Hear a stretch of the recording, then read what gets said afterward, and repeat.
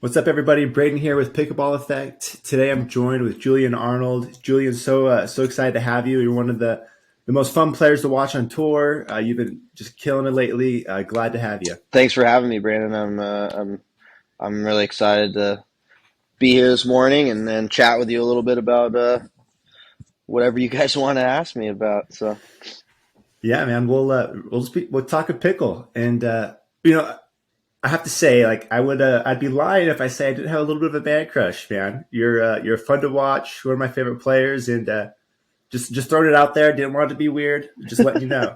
well, if Lauren and I ever break up, Brandon, you'll be first on the list. I'll give you a call. Good, good. I'm honored, man. I'm honored. Well, cool, man. So, I've been watching you since you started playing. You made a splash immediately in singles, but I've never really heard like your origin story. So I'd love to hear, what got you into pickle and why you compete. Yeah, a little bit of a long story, but I'll try to shorten it up a bit. So I think like most tennis players, I was not too keen on pickleball when it first came around. Um, I was teaching a lot of tennis, and I could feel it invading on our courts, and I felt like that was a little bit of an issue at first. Um, had a few personal things happen that in my life that kind of got me down in a little bit of a funk, and um, it was suggested to me by some of my tennis clients that I give it a go. So so yeah, I tried it, actually liked it, and started playing, probably like once a week for I don't know, 3 months or so, and then I signed up for a PPA where I played singles and did all right. So PPA Open singles was your first tournament. Yeah, San Clemente of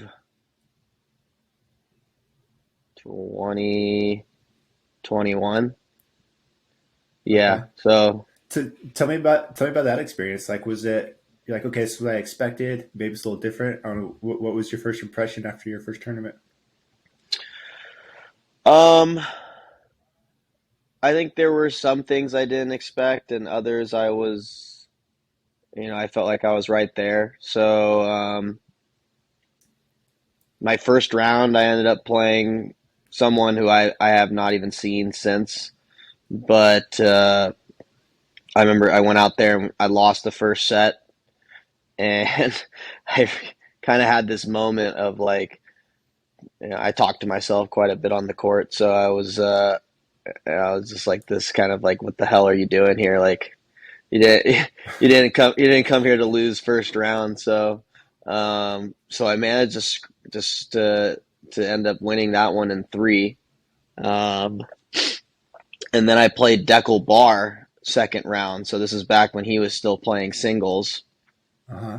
and that was a totally different experience. Like I had just, I had not really played a lot of singles because there's no one in my area that most people just don't play.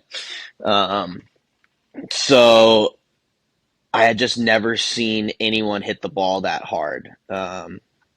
He's got a huge serve, Right. huge ground strokes, big presence at the net. So I really wasn't used to the speed yet. So that was a huge learning experience. I felt like obviously I was still very raw, um, but I felt like I could compete. Just needed more exposure at that time. So I think then and there I knew like, hey, like this is something that I could do. It definitely wasn't something that I had committed to yet. At that point that was just Mm-hmm. like a fun tournament for me, like something that was in California that was close enough that I could travel to and play and just kind of test my skills. But yeah, at that point I had no intentions of you know joining the tour or playing full time. Yeah, when did that transition happen? At what point were you like, okay, I can do this. I can do this full time. I can. Well, actually, I don't even know. Is this full time for you? Like, do you have any other gigs? Like, you're just traveling tournaments, teaching? No, I just do this full time now. You know, Yeah. So, at what point were you like, this is real? Like, I could do this for a living. um, so I played that tournament, and then I played Newport Takea. I think in 2021 that was in August. So Man, good memory. I can't remember yeah, I played. low on the I names and think I dates. could be wrong. Actually, it might have been a little bit more of a gap between them, but um, yeah, I played pro singles in Orange County, and then I only played pro mixed with this girl who's now doing it full time, Emily Ackerman. She was at Cal Poly Hmm. at the time, and that's where I'm originally from, is San Luis Obispo. So so we just decided to play. We went 0-2, but had a good match against Kyle Yates and Mama Waters.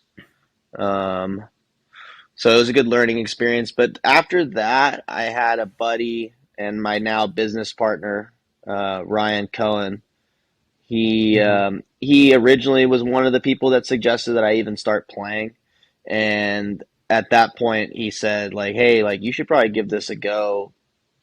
You know, fuller. More. You should give it a little bit more of an Yeah. investment." Um, so I played three more tournaments, I think, that year. Um, I know I played Texas, something that I can't remember, and then I had a kind of a breakout tournament at the Masters where I got to play with my girlfriend Lauren, and we ended up making the Hmm. semis. So at that point, that's kind of when it sunk in with me that I was like, okay, I'm gonna do this full time next year. Um, because just in that small amount of time, I felt like I had gotten significantly better and was able to compete without even really knowing what the hell I was doing out there. Um, Yeah. No, that's great, man, and it's been fun watching your ascension. Like, it does feel like you're getting better all the time. And from my perspective, watching you from the early days, I've always felt like you played a little different than everyone else. Like, you came, like, you hit a little harder, you speed up a little sooner, you play a little faster, and you still have a very similar play style, but you're seeing a lot more success with it now. So I'm curious, like, why do you think you're having more success with that play style now versus then? oh, I mean, I think that's just getting used to the feel. Um, I think I've always in my head had the shots. Maybe relearning a little bit because it's some things are done with topspin versus just always with slice like volleying. But Hmm. I was always a very good doubles player. I had a good transition and net game in tennis, so I do feel like my tennis game transferred over to pickleball very well. Whereas not, I don't think every tennis style does. I think every tennis player has, of course, the potential to be a great pickleball player. Um, Yeah. but if you were just kind of a big serve, big forehand kind of banger, um, I think your pickleball transition is going to take a little bit more time. Um, so yeah, I think just kind of relearning the feel and getting used to what tool I'm now using versus the 18 by 16 string pattern that I'd been used to my entire life. So Yeah. yeah, it's just a little different. Now I think if I went back the other way, it would take me a couple days just to get used to a tennis racket. So Yeah, I yeah, can you just imagine. gotta get used to what you're doing and what you're using out there. Unfortunately, a pickleball is not as quality of a product as a tennis ball. So Sure. learning what you can and can't do at certain times based on spins and just the nuances of the game. So I feel like I'm still Right. learning a lot of that, to be honest. Yeah, that makes sense. But I do feel like recently though, like obviously we got to talk MLP. I want to hear about your experience. I mean, you've had breakout tournaments in the past, but this one really brought you to kind of the top of the leaderboard. And obviously you play with a lot of energy. How does your style play? How is it impacted by just the environment of MLP? Like, why do you think he has so much success there?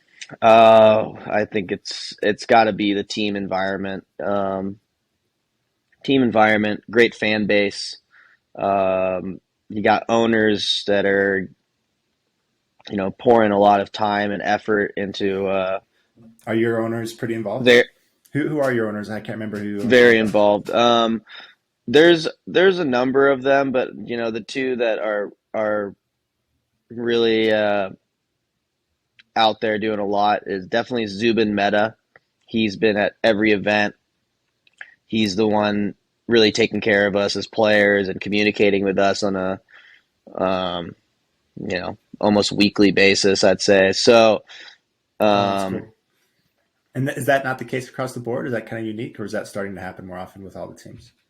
from what I've heard, it's not the case across the board. I think it's getting better. I think these owners are Hmm. understanding that like if you want your team to succeed, it's going to take a little bit of an effort and helping with whether it's getting practice sessions before events or just the feeling of being involved a little bit. I think just generates a little bit more camaraderie with the players themselves versus Yeah, that just goes a long way, I yeah would just think. just feeling like, oh, okay, we're four players and um, what are our owners even, do they even watch, like that's kind of like, not to like bring it down, but I feel like these celebrity names like LeBron or Tom Brady that are part of teams, like I think it's cool, but they're still playing their respective sports. Like Yeah, harder for you're them to never be gonna see involved. these guys. Like, and when if they do come, then that'll be amazing. But I'm so grateful to have Drew Brees as our owner, and I've been able to spend a plenty of time with the guy now, and he's such a down to earth, um, stand up gentleman, and it's just an honor to be a part of his team because you can see how invested he is in getting to know us as players and pushing the Mad Drops franchise. So I think not only does Yeah, that help us as players perform, but it helps the whole goal of expanding MLP and really getting it on the map. So big shout out to Drew. I'm very thankful for what he's done for us as a team and as an organization. yeah, that's cool. That's an interesting perspective, and that makes a lot of sense how that would play a role and everything.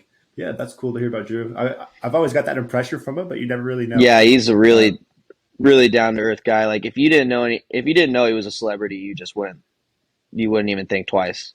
It's not yeah, like good he's for him. coming over and shaking your hand and just expecting you to know him. He introduces Right. himself like just any other Cool. person on the street.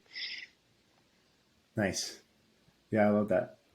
Um, yeah, I'm curious because energy, emotion, talking to yourself, hype, like it's a big part of your game. Do you have a routine that you go through to get yourself the right mindset before each tournament or each match? Like, what does that look like for you?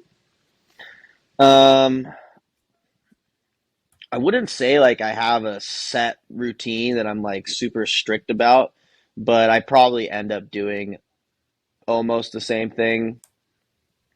Um, get up, usually like to take a shower if I have time, just kind of wake myself up, um, have a small breakfast, get everything I need set for the day, like, my water, make sure my paddles are good to go, have all my essentials in my bag.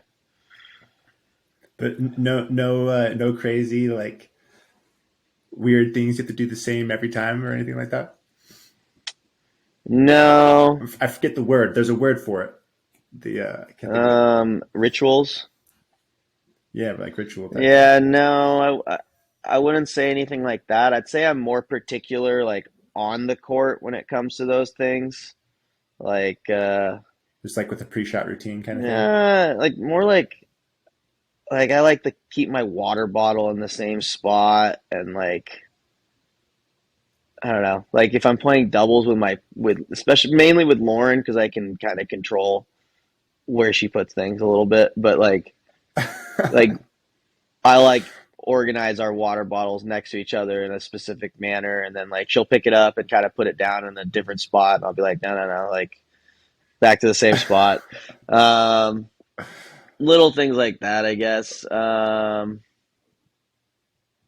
But no, No, that's nothing, great. nothing like huge. I think I kind of think of like Nadal in that sense. Like he's very particular with his water bottles. Like he's got like 4 or 5 of them, and he just has them all like lined up in specific spots. And Uh-huh. um, I don't know. I think it's a way of like feeling like you're in control of your space out there.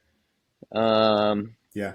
but no, usually just want to get to the site about an hour early, get plenty of warm up, get the body loose, and yeah, go from there.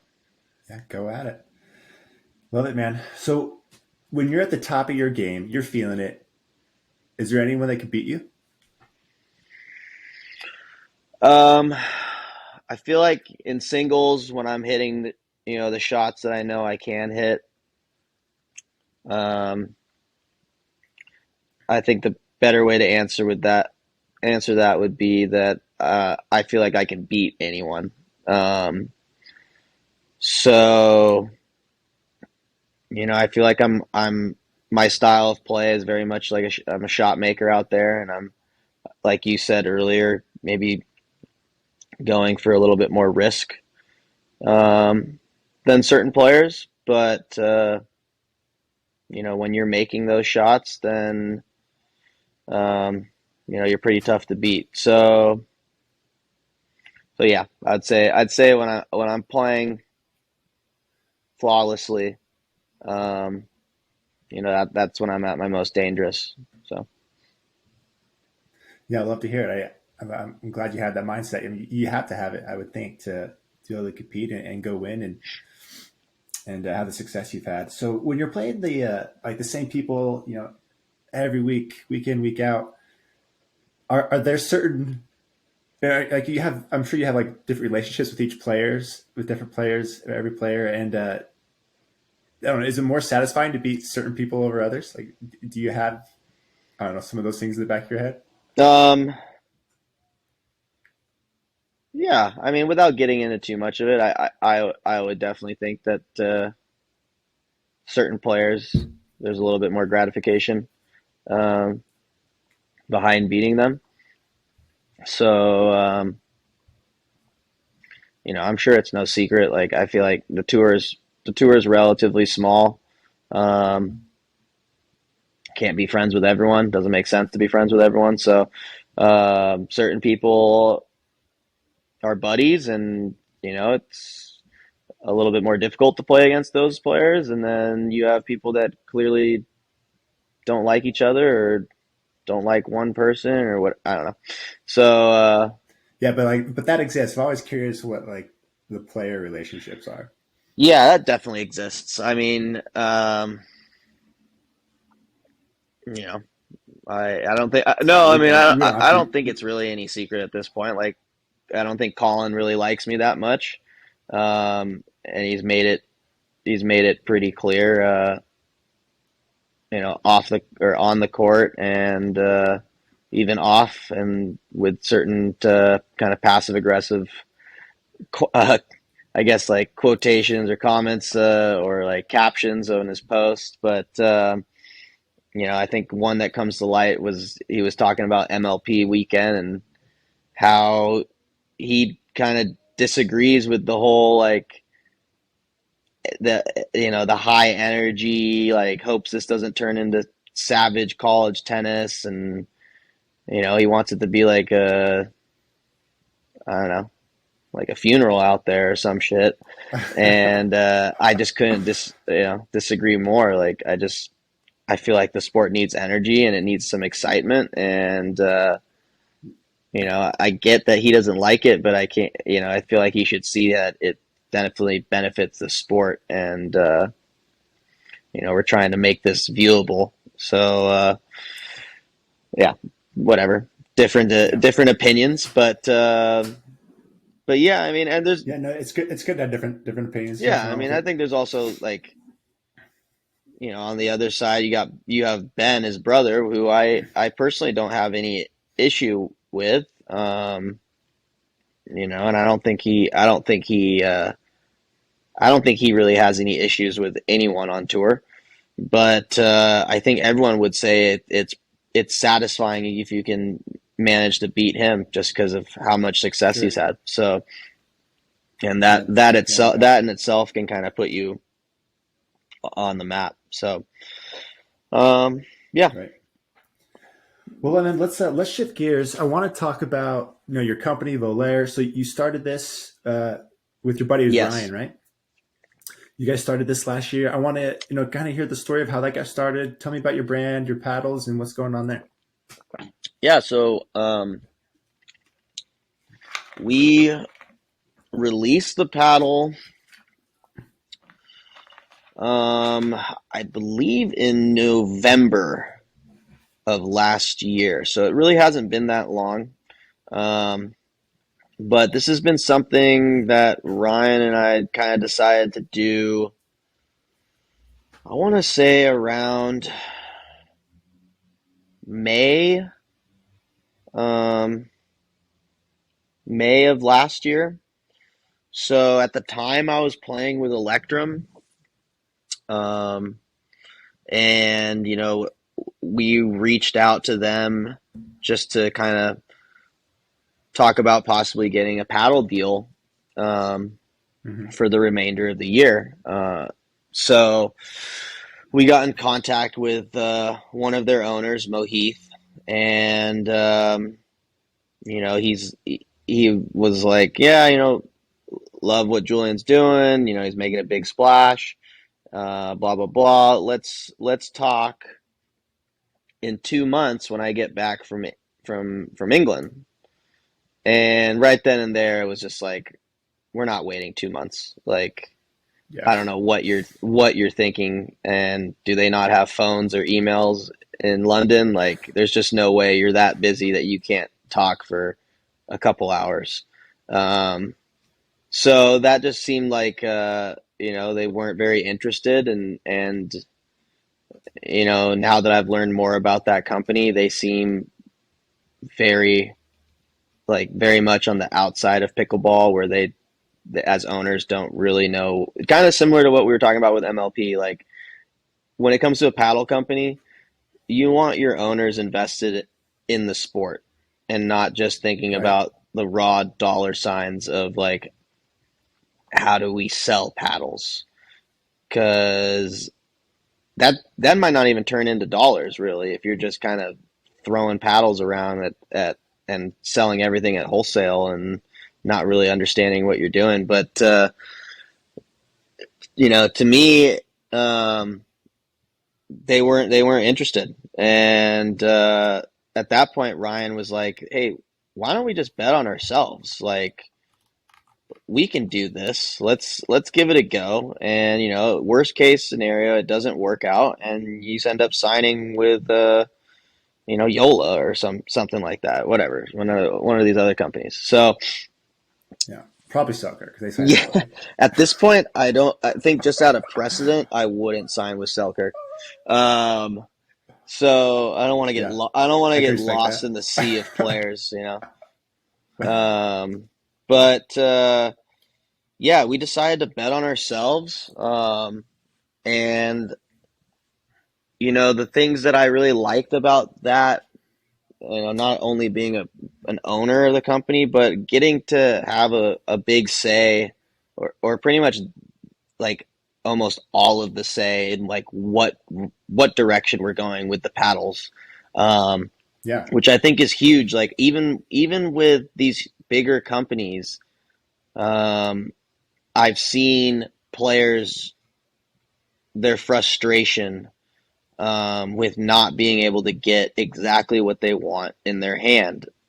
Um, with I've heard, Just like in terms of like helping design paddles, weights, or like what do you mean yeah, exactly? whether it's getting the specs they want, you know, um, the materials, like I think I've heard Jay complain for 6 months or maybe more about the lack of power in his paddle. Um, Zane, when he was with Franklin, he stopped playing singles because he felt like he didn't have a tool that was competitive with all these carbon fiber paddles. Um, Electrum, not having certain like enough models, like you have pretty much two paddles and they're Yeah, on and and what they're weight? on the polar opposite side of the scales. Like you either have the softest paddle on the planet or you have the Pro/Pro 2, which is like 11 millimeters and has very little feel. Like, how about a 13 mil paddle? Like, how about we do Yeah. something that like bridges that gap? So without getting into too many different paddle company defects, But you like owning that and controlling what paddle you play, design. I mean, that right? makes sense. Like that goes Because a long ways. I didn't want to get stuck with like at the time I liked Electrum. Then I started playing with Yola. Um, I didn't want to get stuck with like, okay, this is the best paddle right now, but then what happens when the next great thing comes out and I can't Hmm. try it, right? So, I Right. think I give a lot of props to Yola. I think that they do a very good job of that. So, like, say if I had ended up going with Yola, I think I'd be happy. I think they do a good job of trying to stay at the forefront of paddle technology. Um, but yeah, I think like right now the big hot thing is these hot pressed paddles, these power series paddles that you're seeing. Hmm. Um, and we're already making one. So, um, Love it. Yeah. it's like whether I'm going to use it or not, like I just think you got to stay with the technology. So I love that we're able to do that and continue to put out what's going to be the best paddle out there, or the newest technology that's out there, and get to tweak it to Volair's standards and what I Hmm. feel like is the best specs. So I think it's good to have a Yeah. player on board where you're actually listening to someone who's an expert at using the product that you're making versus not Yeah. No listening to doubt. your pros. So Yeah, that's awesome, man. And like I love your guys' branding. It looks great. The For anyone who hasn't seen, like you can get like a specialized like box with your Andiamo button and a bunch of gear. Like it's fun. Like I love what you guys did there. It's great. So you currently have a 16 mil and a 14 mil of an elongated shape with longer handle. Which one do you play with? I play with the 14 mil. Yeah. What's I got a lot of questions on Instagram. People want to know kind of how you set it up. Like, do you use lead tape? What's your paddle setup look like? Yeah, so I actually went away from all lead tape um, when I switched to the Volair. I was using some on my Yola Vision, but our paddles a little bit poppier than the Yola Vision. So Hmm. I felt like I was able, or I am able, to get as much power with less weight. So I took the Nice. I So you get the advantage of and the yeah, speed and keep the faster power. hand speed. So yeah, generally what I do with paddles is I take the the under grip off. Um, Hmm. we designed one of my things that I really wanted to focus on was designing a slightly smaller grip. So Like the actual grip itself, not Yeah, like wrap or something. like the circumference. So Gotcha. a little bit smaller with the 14 and 16, and this was mainly for the 16 mil. Um, Yeah, 16s can get kind of bulky they're sometimes. very bulky, so I just feel like unless you are a guy with a big hand or a woman with a very big hand, it's very difficult to play with a 16 mil paddle. Um, so first things off, when I used to play with the Electrum Model E, which was a 16 mil, I always thought, geez, this grip is huge, and I had to do so much Yeah. customization to it. I took the grip off. I would shave the foam down underneath. Oh, did you really? I had It's a to lot of do work. so much to each one of those paddles just for it to feel comfortable. So immediately right there, I wanted to try to design without losing any stability with the paddle, because if you make it too thin, Right. then it it feels kind of wonky. Just to make a smaller grip so that it was playable by more people. Yeah. So I feel like we've done that, which is great. I like a very, very small grip, so I end up still taking the grips off. And I have to play with an over grip. I just get so sweaty I can't play with those under grips. So I so Yeah, me so too. I take the 14 mil, I take the wrap off, and then I reapply two Wilson over grips, and then around the edge of the paddle, around that whole part from, let's see, from like, here all the way around to the other side, I put this product called Pro Light Edge Armor. Oh, yeah. Really like the stuff. Um, so that just helps protect the edge guard a little bit, and actually adds a That's a little weight. small amount of weight. So the paddle Nice. comes in, um, gosh, I believe anywhere from 7.7 to 8, and I like to get mine to 8. So generally, when I take the grip off and do all the stuff that I just talked about, it gets back to where it started at, which is nice. Love it, man. Yeah, I think you're doing great. I love that you're coming out with the thermoformed. You're staying with what's hot, and you being nimble. Your input allows you guys to do that, and that's cool. We'll be keeping an eye on it for sure. So to finish off, man, there's some questions from some people from my followers. I'm going to throw at you. So the first one is from Bradley Morris. I think you guys are actually Yeah, buddies. yeah, I know, But he Bradley. says, yeah, he says, do you like Bona Forchetta? That's his question. Oh, yes. It's a restaurant, right? I looked it Yes, up. yes, Buona Forchetta. Yes, that's a place we've been a couple times. It's in the San Diego area. Really good Italian food. So if anyone's ever in San Diego and needs a good Italian restaurant, I highly recommend Buona Forchetta. It's a good There you time. go. I wasn't too far off by pronunciation. It could have been No, it was worse. good. That was good. All right, and then Bodie.pb says, what do you enjoy more, PB or gaming? He knows you're a gamer. Oh man, that's a tough one. Um, I feel like pickleball is like a job right now at this point. Like it's definitely more stressful. I definitely enjoy the competition. Um, Gaming is like my outlet, like my de-stress, and I get to catch up with buddies when I do it. So that's a hard one. It's kind of like, do you like playing? Oh man, do you like going to work, or do you like going and having a beer with your buddies afterwards?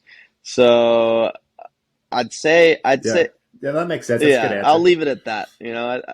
I like them both, but they're different. Okay, so the next question, his Instagram handle is my name's Luke. He says, "Why is your high school named Chicken?" I don't know. Sounds like another Oh man, some inside joke I here. thought this was a thing of the past. Yeah, well, this is a nickname that I got in like sixth grade. Um, and I always was really fast when it came to like running miles and stuff. So I went to a new school in sixth grade, and I think they had some kid there that was like me, who like pretty much won the mile time every time they ran it, and blah blah blah. And I think I came into school and ran it faster than him. And this this buddy of mine to this day, David Nord, this guy, he was like, "Whoa, this guy ran so fast, he's like a chicken." And we were just like, I Chickens are don't know. fast. I really don't know. It could have been a cheetah. That would have been better. But Yeah, that'd been better. But it chicken stuck, just huh? it just stuck. And I was never the kind of kid who was like, what the hell are you calling me? It was just like whatever. I didn't care.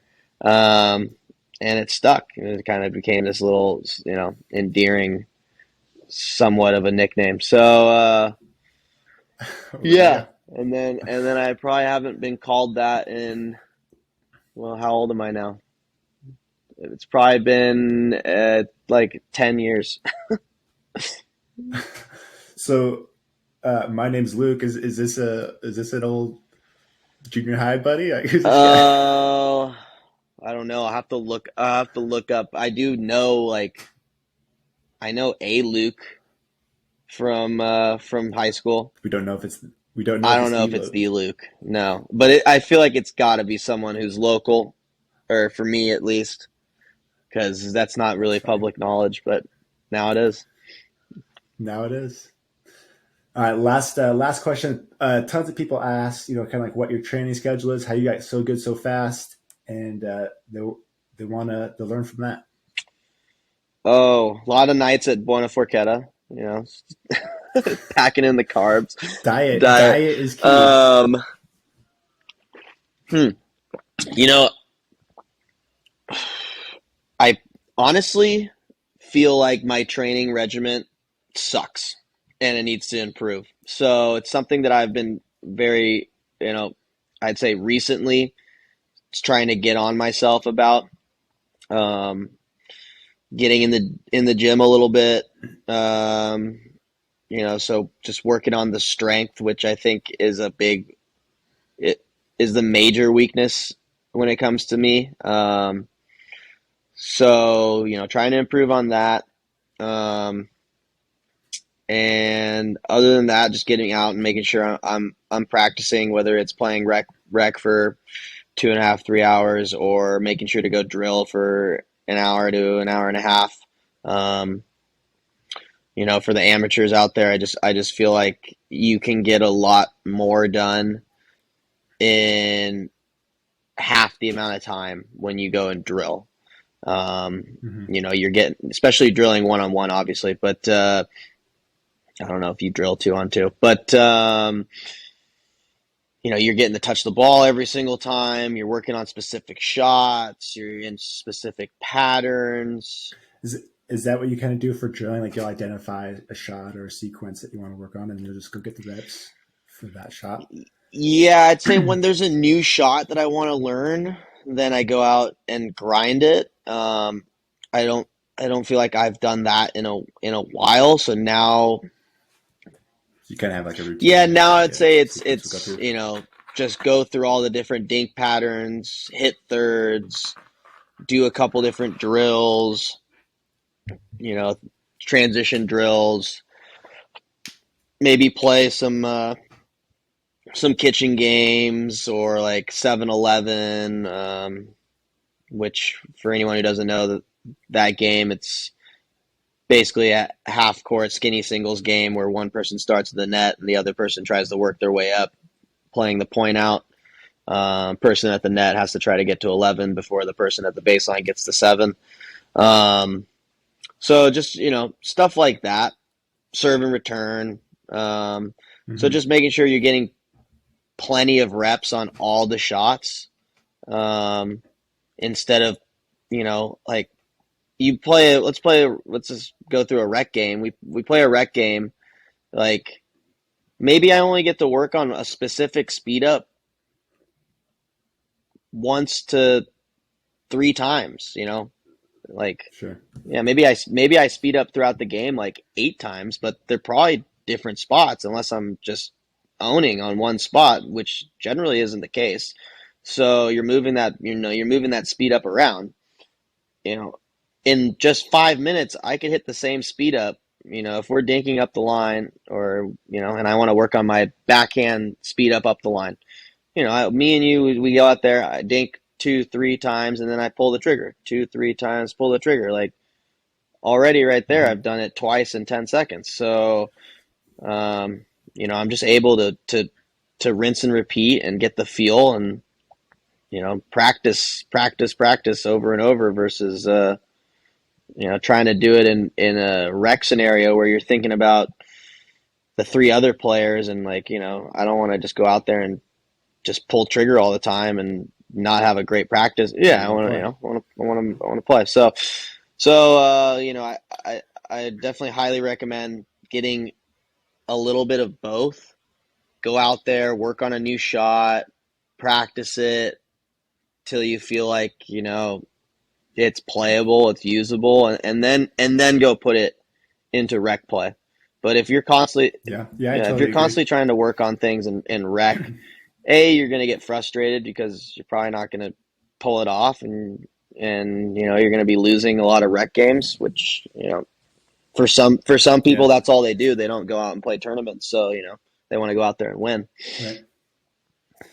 Yeah, yeah, I totally agree. Some people just don't like going to hit, just drilling. So I was just telling them, show up 30 minutes Yeah, early before your rec games with one of the buddies. Just get some reps in, and it doesn't have to be this 3 hour no, session no, this definitely, week. definitely doesn't need to be a 3 hour session. I think you'd lose your mind trying to go out there and drill for 3 hours. Because, I mean, like I said, like, you just get a lot more done. I mean, drilling for 3 hours would be the equivalent of playing for over six, in my opinion.